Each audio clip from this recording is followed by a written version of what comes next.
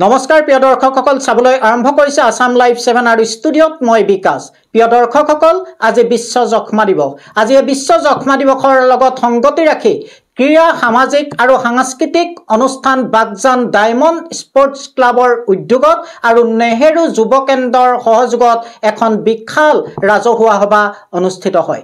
বাগজান বাগান চিকিৎসালয়ৰ সন্মুখত অনুষ্ঠিত এই সভাখনত অংশগ্ৰহণ কৰে কেইবা শতাধিক ৰাইজে, য'ত উপস্থিত থাকে বাগিচা কৰ্তৃপক্ষৰ লগতে আশা কৰ্মী, চিকিৎসা কৰ্মী আৰু অঞ্চলৰ অগ্ৰণী ব্যক্তিসকলে। আৰু এই অনুষ্ঠানতে ডায়মণ্ড স্পৰ্টছ ক্লাবৰ উদ্যোগত উপস্থিতসকলৰ মাজত একোখনকৈ মাস্ক বিতৰণ কৰা হয়। আৰু এইখিনিতে আমি উল্লেখ কৰিব লাগিব যে বিগত সময়তো বাগজান ডায়মণ্ড স্পৰ্টছ ক্লাবে জনহিতাৰ্থে সামাজিক দায়বদ্ধতাৰ অংশ হিচাপে বিভিন্ন জনহিতকৰ কাম কৰি আহিছে। আমি আপোনালোকক দেখাব বিচাৰিছো আজি অনুষ্ঠানৰ সবিশেষ। চাওঁ আহক।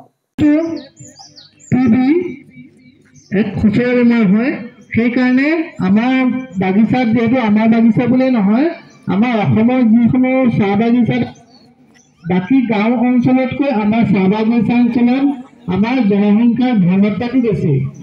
মানে এখন ঘৰৰ লগত আনখন ঘৰ প্ৰায় সংযুক্ত হৈ, সেইকাৰণে এই যক্ষ্মা ৰোগত বেছিকৈ প্ৰাদুৰ্ভাৱ আমি বাগিচা অঞ্চলত আমি বেছিকৈ দেখিবলৈ পাওঁ।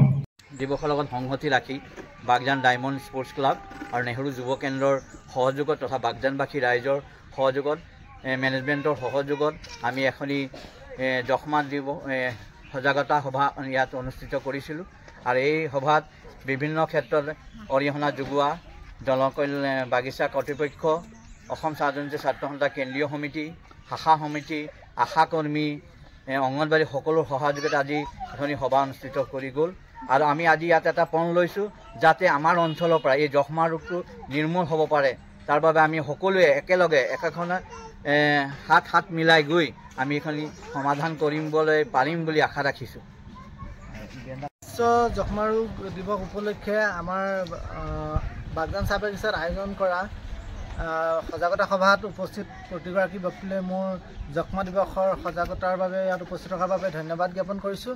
লগতে আমাৰ যি ভাৰত চৰকাৰৰ যি আমাৰ এক লক্ষ্যৰ উদ্দেশ্য 2025 চনৰ ভিতৰত যক্ষ্মা নিৰ্মূল কৰিব লাগে, আমি সকলোৱে মিলি একেলগে চেষ্টা কৰিম।